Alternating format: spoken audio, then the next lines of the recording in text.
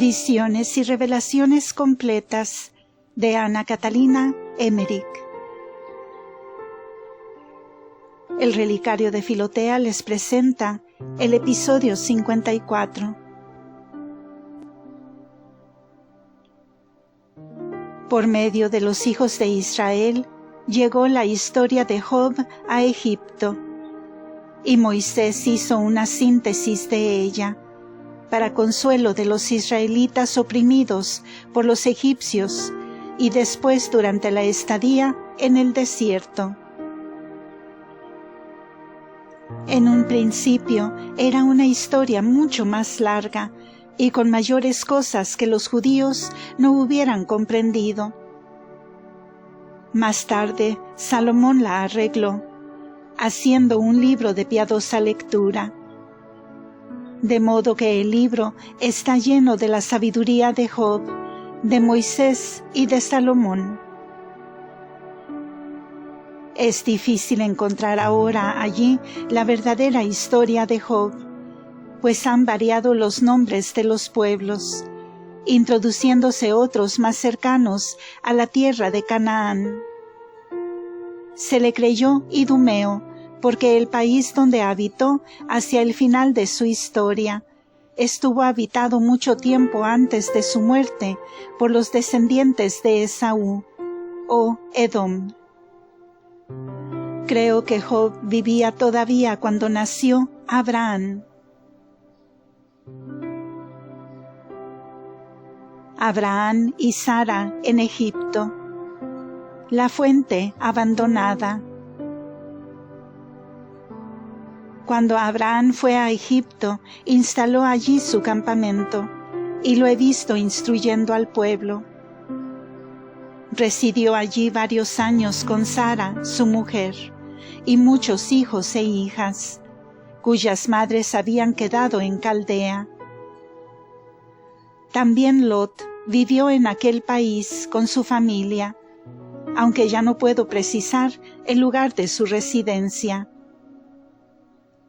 El patriarca Abraham fue a Egipto una vez por orden de Dios a causa del hambre que se pasaba en el país de Canaán, y volvió por segunda vez para recuperar el tesoro de familia que una sobrina de la madre de Sara había trasladado a Egipto. Aquella mujer era de la tribu de pastores de la raza de Job, que había reinado sobre una parte del Egipto. Habiendo llegado como criada, casóse con un egipcio.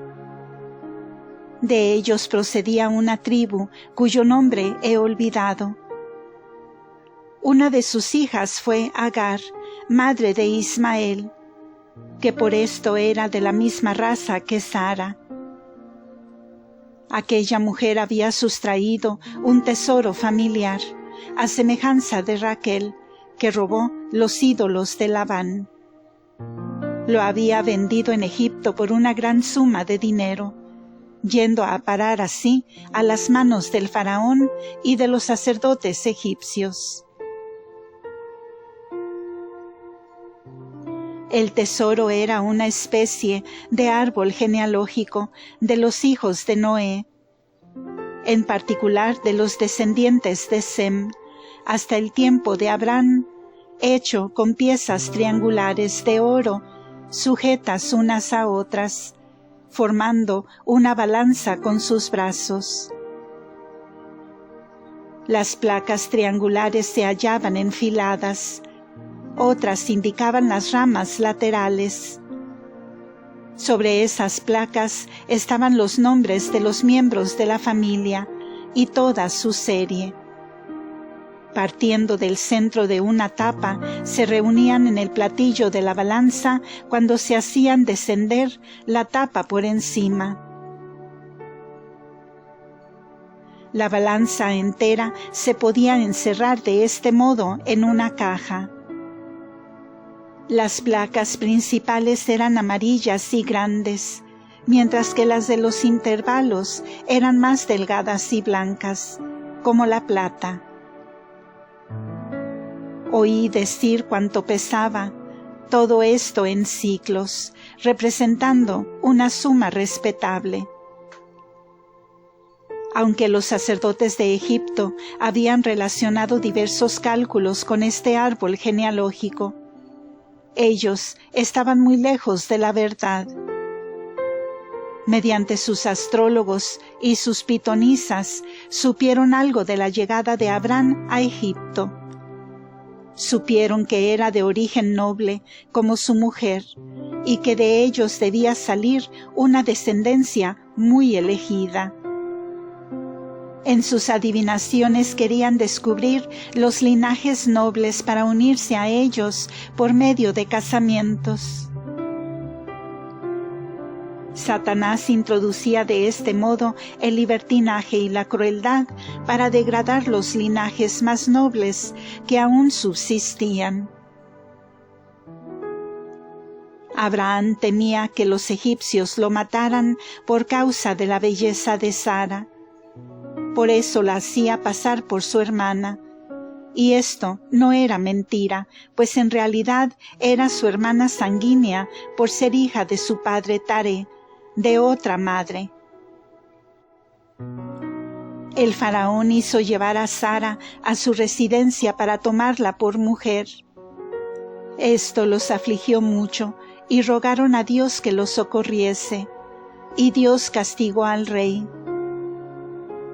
Todas sus esposas y la mayoría de las mujeres de la ciudad cayeron enfermas. Asustado el faraón indagó la causa y descubrió que Sara era mujer de Abraham. Se la devolvió y le rogó que saliera de Egipto lo antes posible, al reconocer que los dioses lo protegían. Los egipcios eran un pueblo muy singular. Por un lado, eran muy orgullosos y se creían los más grandes y sabios del mundo. Y por otro, increíblemente serviles y cobardes, cediendo enseguida cuando creían encontrar una fuerza superior a la suya.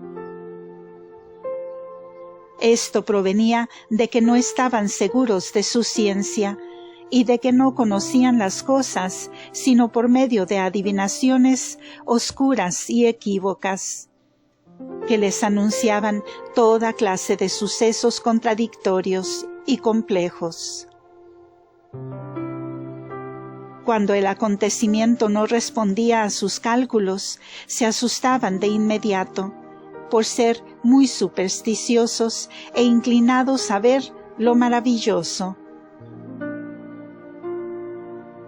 Abraham se dirigió al faraón muy humildemente, pidiéndole trigo, como a padre de los pueblos, y le ganó la voluntad, de modo que le hizo muchos regalos. Cuando le devolvió a Sara y le rogó que abandonara el país, Abraham le respondió que no podía salir sin antes recobrar un tesoro que le pertenecía, y le habló del árbol genealógico sustraído y llevado a Egipto. El rey reunió a los sacerdotes y éstos consintieron en devolverlo, siempre que les permitiera sacar una copia, cosa que Abraham concedió sin dificultad. Hecho esto, regresó el patriarca al país de Canaán. Vi luego varias cosas referentes a la fuente de Matarea hasta nuestra época. En tiempos de la Sagrada Familia, los leprosos usaban del agua por parecer que tenía una virtud particular, la que aumentó más tarde cuando se levantó una pequeña capilla sobre la habitación de María, con una entrada junto al altar mayor para descender a una cueva, donde vivió la Sagrada Familia durante algún tiempo. Vi entonces a la fuente rodeada de habitaciones, y que el agua era empleada como remedio contra la lepra. Se bañaban en ella para curarse las enfermedades de la piel. Esto sucedía cuando los mahometanos eran dueños del país. Los turcos tenían siempre una lámpara encendida en la iglesia, sobre la habitación de María, temiendo que les sucediera alguna desgracia si abandonaban el cuidado de la lámpara. En la época moderna vía la fuente en pleno abandono y soledad, a gran distancia de los lugares habitados. La ciudad había desaparecido del primitivo sitio, y en los alrededores crecían plantas con frutas silvestres.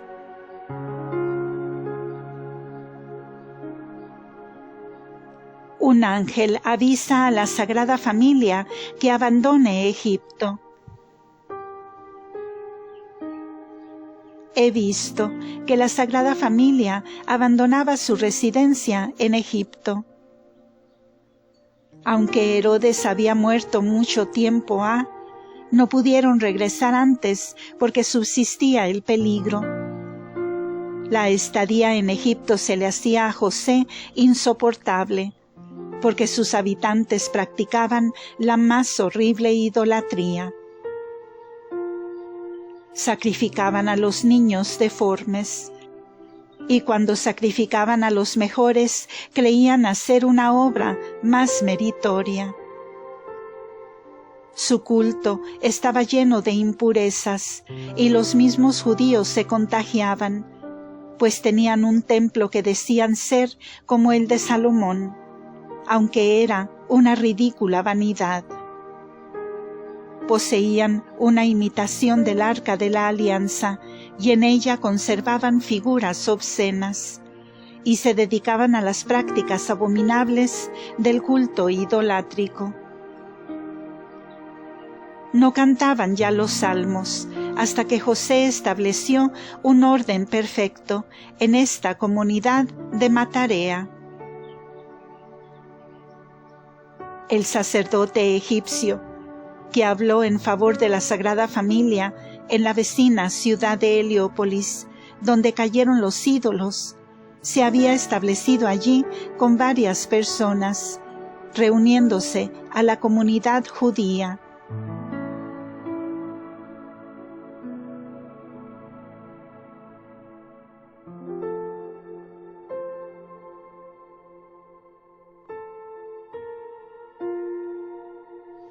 Veía a San José ocupado en su carpintería, y cuando llegaba la hora de dejar el trabajo, estaba triste, pues no le daban el salario, y no tenía nada que llevar a su casa, donde se sufría grandes privaciones. Afligido por estas preocupaciones, José se hincó de rodillas en el campo y expuso a Dios su necesidad, rogándole que acudiera en su ayuda. He visto que durante la noche se le apareció un ángel en sueños y le dijo que los que buscaban la muerte del niño ya no existían, que se levantara y preparase lo necesario para volver a la patria por los caminos más frecuentados. Le animó asegurándole su protección para que nada temiera. José hizo conocer esta orden a María y al niño Jesús.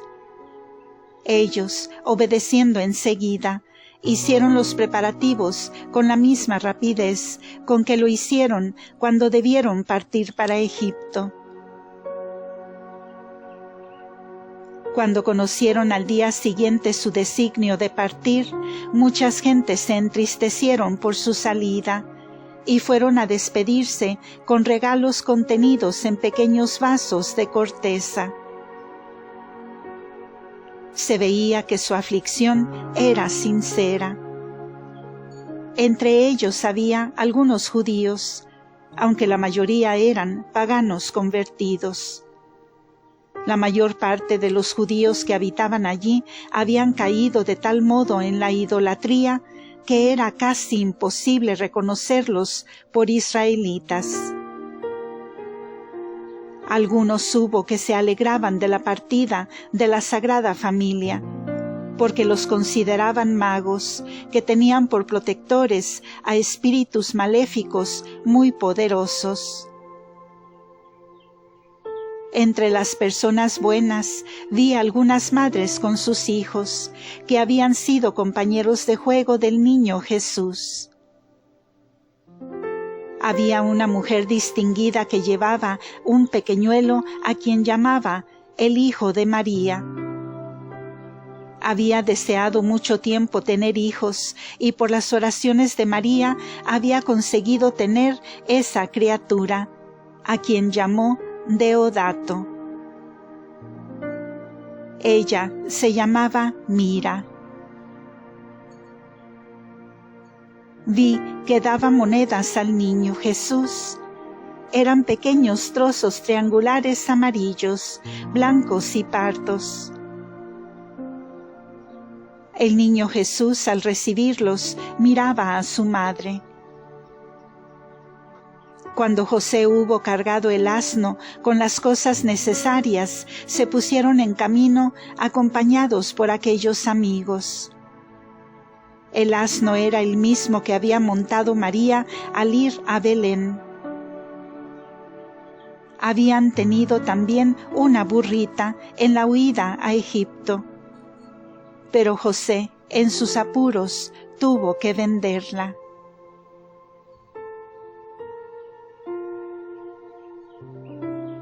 Regreso de Egipto. Siguieron el camino que pasa por Heliópolis, desviándose un tanto hacia el mediodía en dirección de la fuente que había brotado mediante la oración de María. Aquel lugar se encontraba ahora cubierto de tupida vegetación, y el arroyo corría en torno a un jardín cuadrado, rodeado de balsameros. Este sitio tenía una entrada y era tan grande como el picadero del duque de Dulmen. Había muchos frutales de pocos años, datileros, sicomoros y otros más. Y los balsameros eran casi tan grandes como cepas de vid de mediano tamaño. José había hecho pequeños vasos con la corteza de los árboles, elegantes, bien pulidos y untados con pez. Con frecuencia hacía recipientes para diversos usos. Arrancó hojas parecidas a las del trébol, de los ramajes rojizos de los balsameros, y colgó de ellos los pequeños vasos de corteza para almacenar el bálsamo que destilaban los arbustos. Al llegar a este lugar, se despidieron los acompañantes en forma tierna, y la Sagrada Familia permaneció allí varias horas. Vi a María lavando y secando ropa. Descansaron, llenaron sus recipientes y continuaron el viaje por las sendas más frecuentadas. Los vi varias veces en este camino donde no corrieron ningún peligro. El niño Jesús, María y José llevaban para protegerse del sol la corteza de una planta muy grande sobre la cabeza, sujeta bajo el mentón con un paño.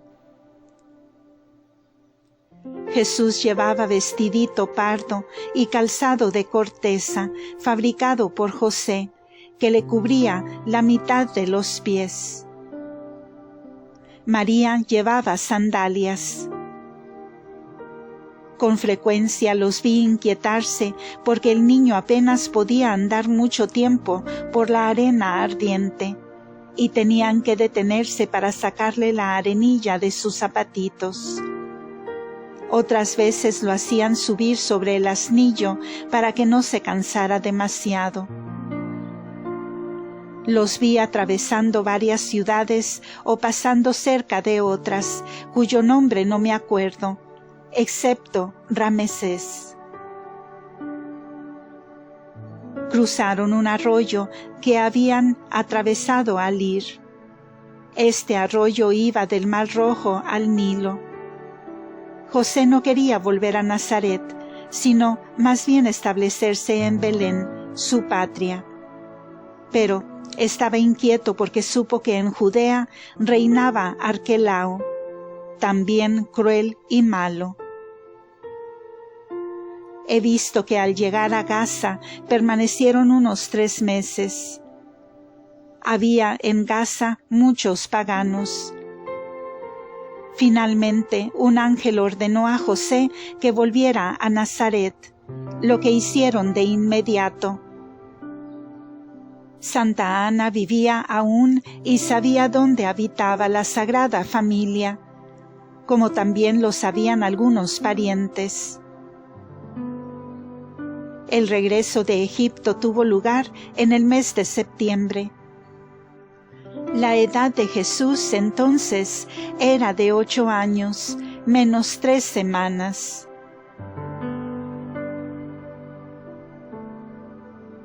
La Sagrada Familia en Nazaret. En la casa de Nazaret había 3 divisiones. La mayor y más arreglada era para María, donde acudían José y Jesús para el rezo en común. Cuando rezaban lo hacían de pie con las manos cruzadas sobre el pecho y oraban en voz alta. Los he visto a menudo rezar bajo la luz de una lámpara con varias mechas. En la pared había un candelero donde brillaba una luz. Fuera de estos casos, cada uno estaba en su propio compartimento.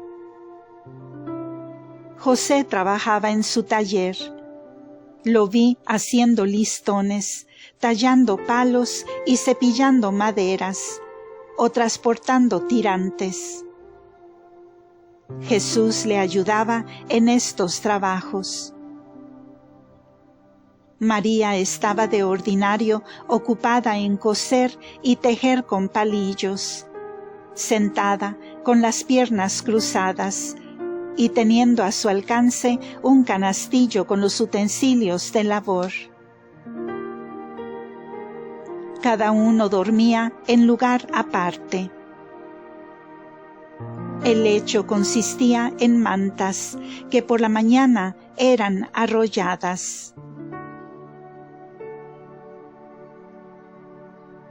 Fin de este episodio. Continuará en el siguiente audio. Muchas gracias por escuchar.